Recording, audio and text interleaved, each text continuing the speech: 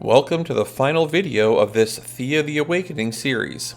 It's been a hard road, both for me to make these videos, and for you guys that are struggling to stay awake while listening to me. This video will just be a collection of final tips that I didn't think fell under any of the other video titles. Having said that, let's start with something I did say in a previous video, and bring up my giant rat, temporary. And now with my squeaker on the screen, let me overlay this little snippet from the wiki. This means that the more characters you have, the slower you get more, and not all characters are created equal. Sometimes you're going to have bloat in your ranks, and there is no dismiss character button. When that happens, it's time to take one of your units and send them off. And by send them off, I mean make a new expedition, put the character in it, no equipment, no supplies, and tell him to move as far as possible into the fog. He can perform one last beneficial act while making room for his replacement.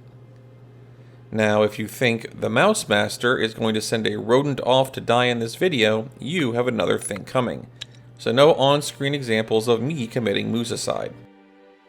Next up, a couple events I want to highlight, as they can make a huge difference to your game.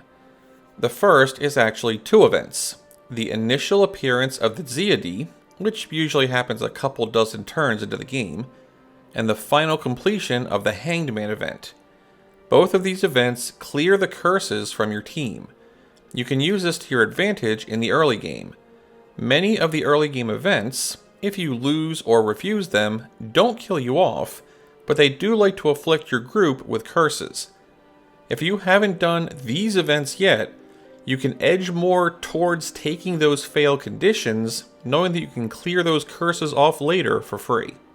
The other event is the end of the Camroth quest, which I am going to trigger shortly, so spoiler warning for 5 seconds ago. The reward for this quest is, among other things, a +5 permanent lifesteal bonus to a randomly selected weapon of the group that talks to the lady.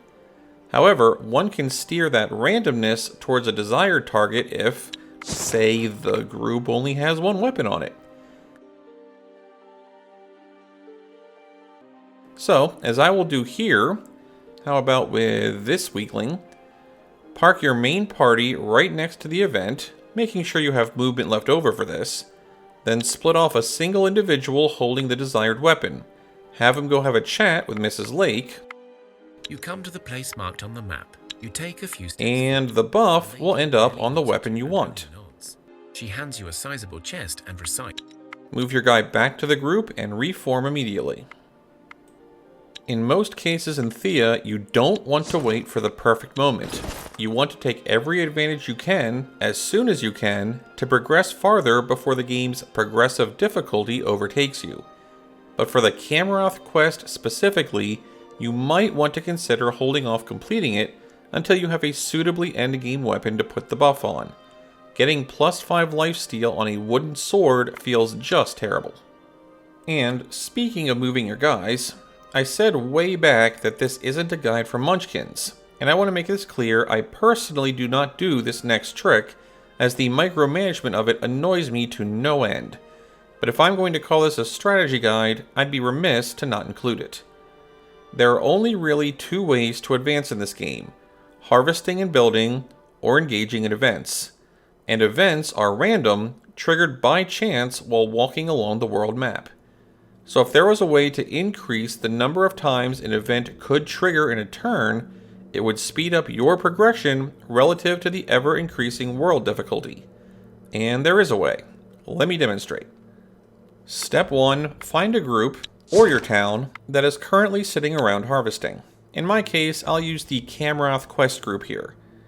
Step 2, split off everyone from the group except your weakest member into a new team. Step 3, have that new group move around, making sure to save the movement points necessary to get back into the hex of that lone member. Step 4, merge the new group with the lone guy who is still in camp. Since his group is already in camp, you won't have to spend that extra movement point to make a camp that you normally would. Reassign the harvesting, and then end the turn. If done right, you won't lose any of the harvesting progress, since that last member was holding down the camp. And you just walked on some number of extra hexes you wouldn't have otherwise, potentially triggering events. Repeat for as many turns as your patience can take. Finally, I asked in the Discord if anyone had some fast tips they wanted me to add to this video. I first got these two responses, which boiled down to first strike is super powerful.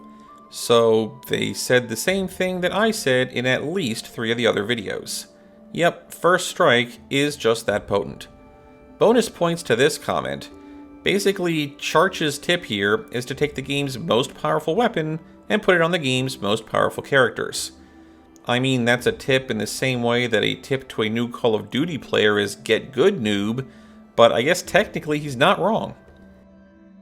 Xeno Reaver, who you may recognize as single-handedly supplying most of this series' comments, did also chime in though. He told me to put into this video the quick unequip method he mentioned in the comments of the sample playthrough, so here it goes. If you want to mass unequip an entire party, then go into the group's inventory menu, equipment subtab, make sure the equipped checkbox is enabled, and click this button to mass move all gear to a new expedition. As soon as you do that, you can then move it all right back.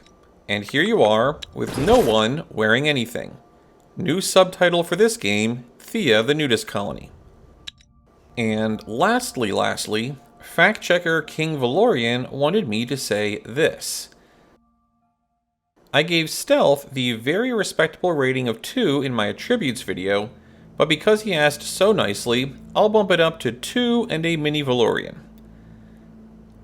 And that's going to do it for this SSIMaSG series. Thank you for watching. I will be making one more video after this, but I won't put it into the playlist. It's just going to be a post-mortem of the series, hinting at what game I'll be doing next, as well as answering questions. So if anyone has anything they'd like to ask me, fire it off in the comments. I'll catch you guys for the final time next time.